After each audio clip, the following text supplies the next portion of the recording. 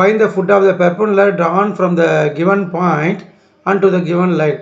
கொடுக்கப்பட்ட புள்ளியிலிருந்து கொடுக்கப்பட்ட நேர்கோட்டிற்கு வரையப்படும் செங்குத்து கோட்டின் அடியை காண்கின்றாங்க. உங்களுக்கு ஒரு இன்ஃபர்மேஷனை கொடுக்குறேன். ஃபுட் ஆஃப் த பெர்பெண்டிகுலர், செங்குத்து கோட்டின் அடி, இது மாதிரி கண்டுபிடின்னு சொல்லிட்டு ஐஐடி ஜேஇயில் ரிப்பீட்டடாக கேட்குற கொஷின் இது. ஸோ அதனால் இதுக்கு நம்ம ஷார்ட்கட்டாக ஒரு ஃபார்முலா தரேன். அந்த ஃபார்முலா அப்ளை பண்ணி நீங்கள் செங்குத்து கோட்டின் அடி, ஃபுட் ஆஃப் த பெர்பெண்டிகுலர் ஈஸியாக கண்டுபிடிச்சிடலாம். ஓகே, இதுக்கு டெக்ஸ்ட் புக் மெத்தடும் சூப்பராக இருக்குது. அது வேணும்னாலும் நெக்ஸ்ட் கிளாஸில், நெக்ஸ்ட் செஷனில், வீடியோ செஷனில் அதுக்கு ஆன்சர் பண்ணித்தரேன், புக்கு மெத்தட்லேயும். அதுக்கும் கவலைப்படாதீங்க. அதுக்கப்புறம் செங்கோட்டின் சமன்பாடை கண்டுபிடிக்க சொல்கிறாங்க, ஈக்குவேஷன் ஆஃப் த பெர்பெண்டிகுலர், அதையும் நம்ம கண்டுபிடிக்கணும். ஸோ இப்போ இந்த கொஷினை முதல்ல நம்ம புரிஞ்சுக்கணும். ஒரு டயக்ராம் மாதிரி ட்ரா பண்ணுறேன், அது பாருங்கள். டயக்ராம் ட்ரா பண்ணுறேன். இது எஃப்ன்ற பாயிண்ட் அங்கே எடுத்துக்கிறேன், இங்கே டி என்ற பாயிண்ட் எடுத்துக்கிறேன். டினா இந்த பாயிண்ட்டு, இந்த புள்ளியை தான் டின்னு எடுத்துக்கிறேன். அவங்க கொடுத்துருக்காங்க இல்லைங்களா இந்த பாயிண்ட்டு, இதுதான் டி. அப்போ டி பாயிண்ட்டு 5,4,2. நம்ம எய்ம் வந்து எஃப் பாயிண்ட் தான் கண்டுபிடிக்க போகிறோம். எஃப்னா ஃபுட் ஆஃப் த பெர்பெண்டிகுலர், செங்குத்து கோட்டினுடைய அடி, எஃப் தான் கண்டுபிடிக்க போகிறோம். கோஆர்டினேட் ஆஃப் எஃப் கண்டுபிடிக்க போகிறோம். முதல்ல கொஞ்சம் சொல்கிறோம் டயக்ராம் பற்றி பாருங்கள். Here we denote the given point 5,4,2 by D and the point on the straight line by F. அதாவது கொடுக்கப்பட்ட புள்ளி 5,4,2 D எனவும் கோட்டின் மீது, இந்த கோட்டின் மீது புள்ளி எஃப்ஐயும் குறிங்கன்றோம். இந்த கோட்டில் எஃப் என்ற பாயிண்ட்டை குறிங்க. எஃப் தான் செங்குத்து கோட்டின் அடின்றதை சொல்ல போகிறேன். எஃப் என்பது டி என்ற புள்ளி 5,4,2 கொடுக்கப்பட்ட நேர்கோட்டிற்கு வரையப்படும் செங்குத்து கோட்டினுடைய அடி, செங்குத்து கோட்டினுடைய அடின்றது தெரிஞ்சு போச்சு. ஸோ எஃப் நம்ம கண்டுபிடிக்க போகிறோம்ன்றது தெரிஞ்சது. So if F is a foot of the perpendicular from the point 5,4,2 to the straight line.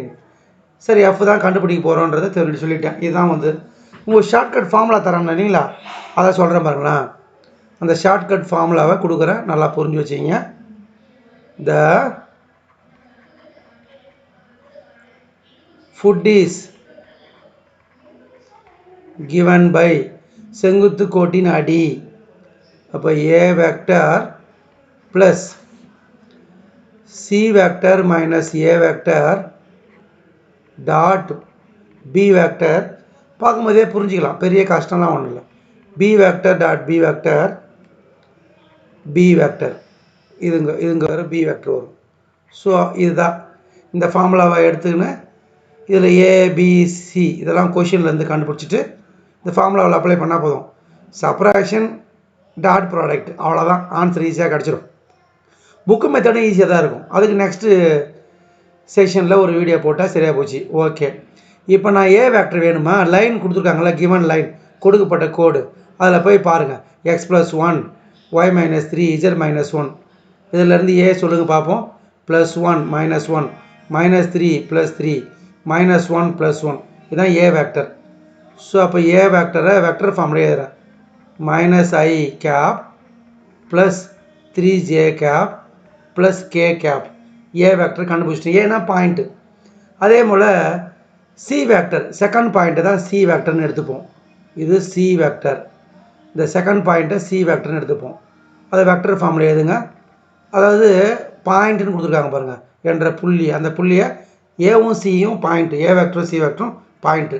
அப்போ ஏ வெக்டர் அந்த லைன்லேருந்து கண்டுபிடிச்சேன், சி வெக்டர் அந்த பாயிண்ட்லேருந்து எடுத்துக்கிறேன். So 5,4,2 5i cap plus 4j cap plus 2k cap. நல்லா கவனிச்சுனே வரணும். இதுமாதிரி வேறு கொஷின் மாற்றி கொடுத்தா எதை ஏ எடுக்கணும், எதை ஏ வெக்டர் எடுக்கணும், எதை சி வெக்டர் எடுக்கணுன்றதை நீங்கள் புரிஞ்சுக்கணும்.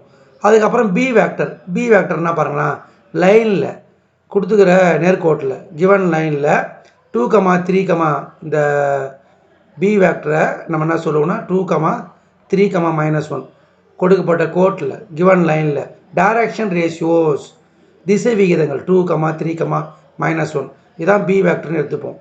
ஸோ அப்போ அதை எப்படி எழுதலாம், 2,3, -1 டைரக்ஷன் ரேஷியோஸ் திசை விகிதங்கள் 2i cap plus 3j cap minus k cap கண்டுபிடிச்சாச்சு. அதுக்கப்புறம் நம்மளுக்கு என்ன தேவைப்படுது உள்ளே போய் பார்த்தீங்கன்னா c vector minus a vector, c vector minus a vector தேவைப்படுது. c வெக்டர்னா 5,4,2, a வெக்டர்னா -1,3,1, c vector minus a vector. Okay, 5 minus of -1, அப்போ 5 + 1 6 கிடைக்கும். அப்போ 6i கேப்னு எழுதலாம். 4 - 3 1 j கேப்னு எழுதலாம். 2 - 1 1ன்னு எழுதலாம். அப்போ 6,1,1 தான் c vector minus a vector. Okay, இதெல்லாம் கொஷின்லேருந்து a vector, c vector, b vector, c vector minus a வெக்டர்லாம் a vector, c vector, b vector question வந்து பார்த்தீங்கன்னா c vector minus a vector, c வெக்டர்லேருந்து a வெக்டரை minus பண்ணேன். c பாயிண்ட்லேருந்து a பாயிண்ட்டை minus பண்ணி கண்டுபிடிச்சிட்டேன். இப்போ ஜஸ்ட்டு ஃபார்முலாவில் அப்ளை பண்ணால் ஆன்சர் கிடச்சிரும். a வெக்டர் பார்த்து எழுதுங்க. -i cap plus 3j cap plus k cap. Okay, அதுக்கப்புறம் ப்ளஸுக்கு ப்ளஸ்ஸு நம்ம என்ன பண்ணோம், c vector minus a vector கண்டுபிடிச்சி வச்சுக்கிறோம். ஸோ அப்போ வெக்டர் ஃபார்முலா ஏறும். 6i plus j vector j cap plus k cap. 6,1,1 6i cap plus j cap plus k கேப்னு ஏறும். டாட் போட்டுடுறோம். b வெக்டர், b வெக்டர்னா பாருங்கள் தெரியும், இந்த டைரக்ஷன் ரேஷியோஸ் கிவன் லைனில் 2, 3, -1 தான் b வெக்டர் எடுத்துக்கிறோம். ஸோ அப்போ நம்ம என்ன கிடைக்குது, 2i cap plus 3j gap minus k cap whole divided by b dot b, b vector dot b vector. b வெக்டரையும் b வெக்டரையும் டாட் பண்ணணும், டாட் ப்ராடக்ட் கண்டுபிடிக்கணும். சரி, அப்புறம் கண்டுபிடிக்கலாம். என்ட்ரன்ஸ் எக்ஸாம் வந்து நேரடியாக செய்யலாம். இதுக்கு மார்க் போடுவாங்கன்றதுனால ஒரு தடவை உங்களுக்கு b வெக்டர் எழுதிட்டு அகைன் அப்புறம் b வெக்டர் எழுதணும். 2i plus 3j gap minus k cap எழுதியாச்சு. எழுதின உடனே அங்கே என்ன இருக்குது, b வெக்டர் இருக்குது. ஸோ b வெக்டர் இங்கே எழுதணும். 2i cap plus 3j gap minus k cap. Okay, அதுக்கப்புறம் நம்ம என்ன பண்ணணும், சிம்பிளிஃபை பண்ணணும். சுருக்குன்னா ஆன்சர் கிடச்சிரும். ஈஸியாக இருக்கும், வேறு என்ன கஷ்டமும் கிடையாது. என்ட்ரன்ஸுக்கும் ஆன்சர் பண்ணலாம். ஃபார்முலா படிச்சுக்கிறது ரொம்ப ரொம்ப ஈஸி. டாட் பண்ணுறது தான் இங்கே மெயின் ரோலாக இருக்குது, ஒன்றுமே இல்லை. இப்போ பாருங்களேன், ஈஸியாக டாட் பண்ணுறீங்க. நியூமினேட்டரை பாருங்கள், இது வந்து b minus a, b vector minus c vector, இது b வெக்டர். இது ரெண்டுத்தையும் டாட் பண்ணணும். அப்போ 6 × 2 12, 1 × 3 3, 1 × -1 -1 எழுதியாச்சு. அதேமாதிரி டினாமினேட்டரை பாருங்கள், 2 × 2 4, 3 × 3 9, -1 × -1 +1. இதெல்லாம் குழப்பமும் இல்லை, கஷ்டமும் கிடையாது. டாட் ப்ராடக்ட் செய்கிறேன், புள்ளி பெருக்கம் திசைலி பெருக்கம் கண்டுபிடிக்கிறேன். இது செஞ்சு வச்சோன்னே இது இங்கே என்ன இருக்குது, b வெக்டர் இருக்குது இல்லைங்களா, அது b வெக்டரோட பார்த்தியார். 2i கேப் யாருக்கு வேணாலும் புரியும், ஃபார்முலா தெரிஞ்சு வச்சிங்கன்னா போதும், என்ட்ரன்ஸ்லேயும் மார்க் எடுத்துடலாம். இப்போ இதை பண்ணி பாருங்களேன், 12 13 15, 15 - 1 14. டினாமினேட்டரை பாருங்கள், 10 9 + 1 இதுவும் 14, 14 14 கேன்சல் ஆகிடும். அப்போ இது என்ன பாருங்கள், -ia, சரி எழுதிக்கும், -i gap -3j gap -3j கேப்பா k கேப் ப்ளஸ்ஸு இது 1 × இது அப்படியே மல்டிப்ளை பண்ணால் அது அப்படியே கிடைக்கும். 2i gap 3j gap minus k gap time கிடைப்பாது புக்கு மெத்தடும் போடுவேன், நீங்கள் அதனால் பயப்படாதால. இப்போ நம்ம கண்டுபிடிக்க போகிறது ஃபுட்டு. அப்படின்னா என்னது, foot of the perpendicular. Add பண்ணுங்கள், 2i - i கேப், அதுக்கப்புறம் 3j + 3j 6j plus k - k cancel. So இதை பாயிண்ட்டாக எழுதினோம்னா 1, 6, 0.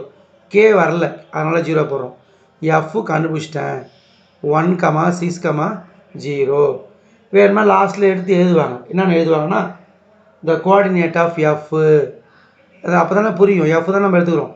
கோஆர்டினேட் ஆஃப் f 1, 6, 0 புரிஞ்சு போச்சு.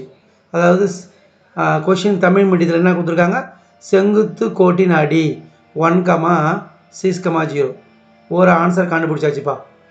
அதுக்கப்புறம் அடுத்த ஆன்சர் என்ன கேட்குறாங்கன்னா, find the equation of the perpendicular. Equation of the perpendicular அதாவது செங்குத்து கோட்டின் சமன்பாடு. இந்த கோட்டினுடைய தான் செங்குத்து கோடு, இதனுடைய சமன்பாடு. பி வேக்டர் வேணும். இங்கே பி வேக்டர் இருந்தால் இந்த ஈக்குவேஷன் எழுதிட்டோம். இங்கே அதே போல் டி வேக்டர் கண்டுபிடிக்கணும். டைரக்ஷன் ரேஷியோஸ் கண்டுபிடிக்கலாம் பார்ப்போம். இப்போ நம்மளே ஈஸியாக கண்டுபிடிக்கலாம். என்ன கண்டுபிடிக்கலாம், 1 - 5 1 - 5னா -4, 6 - 4னா 2, 0 - 2னா -2. இதான் டைரக்ஷன் ரேஷியோஸ். எப்படி இங்கே பி வேக்டர் கொடுத்துருக்காங்களோ அதேமாதிரி டி வேக்டர் கண்டுபிடிச்சிட்டேன். இப்போ நம்மளை என்ன கேட்குறாங்க, செங்குத்து கோட்டின் சமன்பாடு அப்படின்னா இங்கே எழுதுங்க. என்னன்னு எழுதணும், பெர்பெண்டிகுலர் ஈக்குவேஷன் ஆஃப் பெர்பெண்டிகுலர். இப்போ ஈக்குவேஷன் ஆஃப் த பெர்பெண்டிகுலர் அப்படின்னா டிஎஃப் இதான் கண்டுபிடிக்க போகிறோம். DF perpendicular DF is equation of perpendicular DF is, அதாவது தமிழில் ஒரு தடவை பார்த்துக்கும், செங்குத்து கோட்டின் சமன்பாடு. இங்கே எழுதுகிறேன், செங்குத்து கோட்டின் சமன்பாடு. இது ஈஸியாக பண்ணலாம். x - x1 x1னா அங்கே பாயிண்ட் கொடுத்துருப்பாங்க பாருங்கள், 5 4 இங்கே எழுதிக்கிறேன், அப்போ தான் உங்களுக்கு புரியும். இந்த டி பாயிண்ட்டு 5 4 2, அப்போ x மைனஸ் அந்த டி பாயிண்ட் எழுதிக்கிறோம், அப்போ தான் உங்களுக்கு புரியும். 5 4 2, இப்போ x - x1னா x - 5 y - 4 divided by z - 2.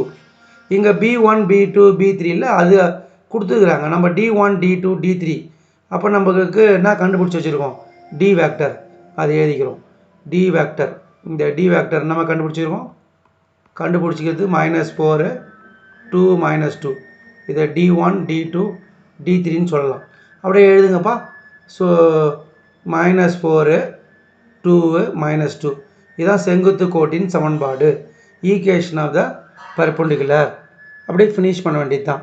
DF என்ற செங்குத்து கோட்டின் கார்ட்டீசியன் சமன்பாடு. டிஎஃப் என்ற செங்குத்து கோட்டின் கார்ட்டீசியன் சமன்பாடு.